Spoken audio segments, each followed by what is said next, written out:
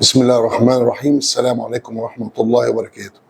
بقى لي فترة ما نزلتش حاجة، بس يعني كنت مشغول شوية في بعض الأبحاث العلمية كده، وإن شاء الله هبقى أقول لحضراتكم هي عامة عن الأمن القومي في أثيوبيا ونيجيريا والدول الأفريقية وحاجات مهمة، بس إن شاء الله هبقى أتناقش فيها بالتفصيل مع حضراتكم. المهم نرجع للموضوع اللي اتكلمنا فيه المرة اللي فاتت، لأن أنا لقيت بصراحة ردود فعل وشتيمة وتكفير عندي على القناة على الصفحة. استغربتها جدا، لأن في عندنا اتنين متطرفين الشيعة ومتطرفين السنة، والاتنين بيكفروا بعض. واحنا بنتكلم بنقول يا جماعة وحدة الإسلام، لأن الإسلام هو المستهدف، وطبعا الحضارة الإسلامية وكتاب صدام الحضارات صامويل هنتجنتون بيتوجس من الاسلام يقدر يتماسك، لان هو الاسلام هو الحضاره الاسلاميه، مش الاسلام كدين. عايزين نفرق بين الاسلام كدين، الدين اللي هو العلاقه الخاصه ما بين الخالق والمخلوق، والاسلام ككيان سياسي، والاسلام كحضاره. الاسلام كحضاره اللي هي منظومه القيم الشامله الاقتصاديه والاجتماعيه والثقافيه ونماذج التعامل مع الاخر خاصه من غير المسلمين. الحضاره الاسلاميه كمان فيها المسيحيه الشرقيه، لان مش ده مش كلامي على فكره، ده كلام فلاسفه ومفكري الغرب، ان هم شايفين ان الحضاره الغربيه المسيحيه او المسيحيه اللاتينيه هي عباره عن امريكا وامريكا الشماليه يعني، واوروبا الغربيه، واي حاجه بعد كده خارج هذه الحدود هي ليست من الحضاره الغربيه. فهم شايفين ان منافسي هذه الحضاره الرئيسيين الصين والحضاره الاسلاميه، فهم بيحسبوا المسيحيه الشرقيه خاصه المسيحيه القبطيه تمام على الحضاره الاسلاميه. المهم هم شايفين ان انا عشان امزق الاسلام ده عندي طرفين رئيسيين اللي هم السنه والشيعه، وبالتالي لازم ازود لهيب النار بينهم عشان اكبر الفجوه ما بين المذهبين دول، وبالتالي اعرف اخترق الجيوبوليتيك الاسلامي، خاصه الجيوبوليتيك العربي او القوميه العربيه، الجغرافيا العربيه. وده اللي حققوه فعلا، ان هم عن طريق السنه والشيعه دمروا العراق، عن طريق السنه والشيعه دمروا لبنان، دمروا سوريا، دمروا اليمن. يعني الموضوع ناجح معاهم وطبقوه 10 على 10. لو احنا شفنا مين بقى اهم متطرفين في السنه والشيعه عايشين فين، هتلاقيهم عايشين في انجلترا. طب اشمعنى انجلترا؟ لان انجلترا طبعا المخابرات الانجليزيه الام اي 6 اكتر جهاز استفاد من او كان ليه رؤيه لتدمير الدول او المستعمرات السابقه عن طريق المذاهب الدينيه. طب ليه انجلترا بالذات؟ عايز هقول لحضراتكم ان في القرن ال 16 والقرن ال 17، ال 16 يعني من 1501 لحد 1599 من 1500 لحد 1599 يبقى ده القرن ال 16. من اول 1600 لحد 1699 ده القرن القرن ال 17. المهم في القرن ال 16 والقرن ال 17 حصل حاجه اسمها الحروب الدينيه في اوروبا. الحروب الدينيه ده بسبب ظهور مذهب اسمه البروتستانت. البروتستانت ده قام عن طريق قس الماني اسمه مارتن لوثر، اعترض على الكنيسه الكاثوليكيه، لان كانت في فتره اسمها فتره الحروب الايطاليه. فتره الحروب الايطاليه دي كان بابا اسمه ليو الثاني او يوليوس الثاني. اليوليوس الثاني ده انا ممكن برضو انا اسف، اكدت البابا يوليوس الثاني. بابا يوليوس الثاني ده كان عمال يشن حروب باسم الكنيسه ضد فرنسا شويه وضد الامارات الايطاليه، لان ايطاليا ما كانتش موحده ساعتها.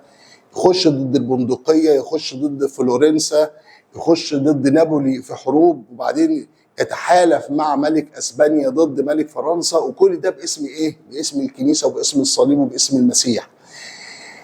اللي حصل بعد كده ان في فتره بقى حصل حرب بين البروتستانت والكاثوليك، ودي كانت في 1618، والصراع ده اساسه كان بين بصوا السياسه ازاي بتلعب بالدين. الصراع اساسه كان بين النمسا، كانت المانيا ساعتها دويلات كتيره، كانت حوالي 400 ولايه، لكن في عيله اسمها الهابسبورج في النمسا وآل بوربون دي في فرنسا، فكانوا العيلتين دول بيحاربوا بعض، والاثنين كاثوليك.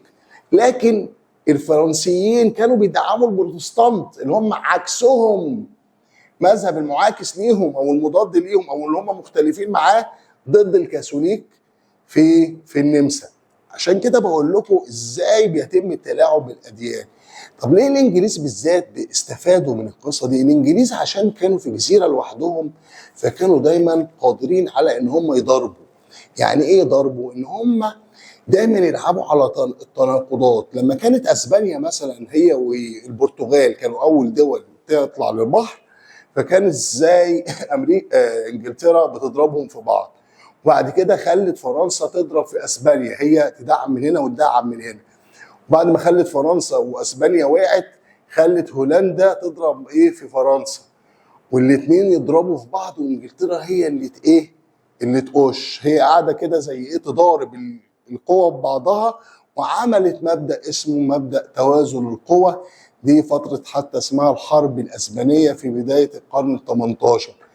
يعني شوفوا ال 15 و 16، قصدي القرن 16 و17 و18، الانجليز قاعدين يتفرجوا على القوه وهي بتضرب في بعضها، وازاي يلعب بالدين، وازاي يلعب ادخل السياسه في الدين وادخل الدين في السياسه علشان اطلع بمصالحي.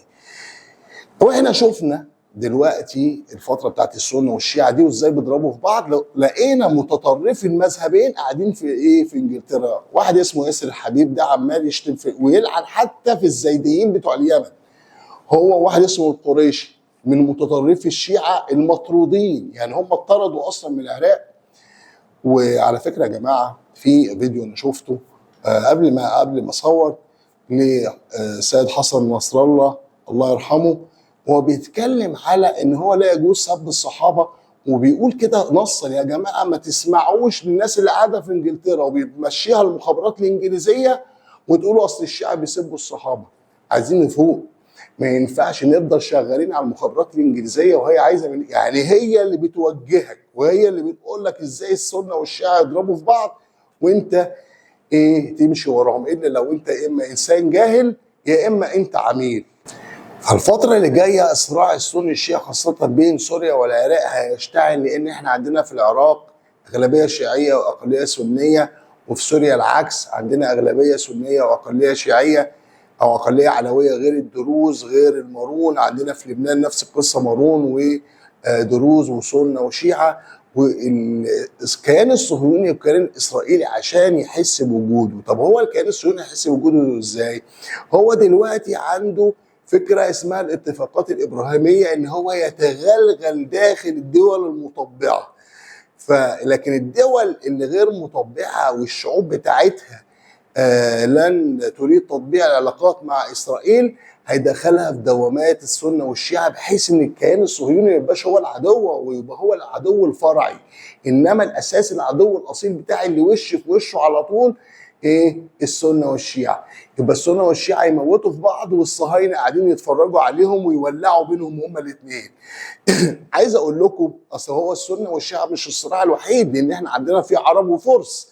يعني الحرب اللي كانت بين العراق وايران، عشان اوريكم ان الموضوع كله واحد، وده بيغذي الصراعات كلها بتغذي بعضها. الصراع اللي كان حصل بين العراق وايران كان عربي فارسي، كانت امريكا واسرائيل بتدعم الاثنين، يعني يدوا صدام شويه ويدوا الخميني شويه عشان يولعوا في بعض ويحرقوا في بعض، وادي المسلمين يموتوا هم الاثنين بقى، سواء سنه شيعه سواء عرب فرس، مش مشكله، المهم الاسلام ما يتوحدش مع بعض. وده اللي بيحصل في المنطقه وهيشتعل الفتره الجايه.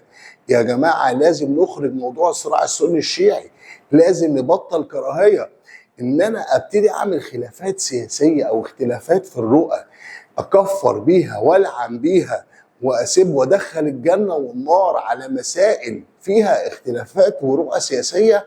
يبقى انا انسان انسان متخلف وجاهل او عميل.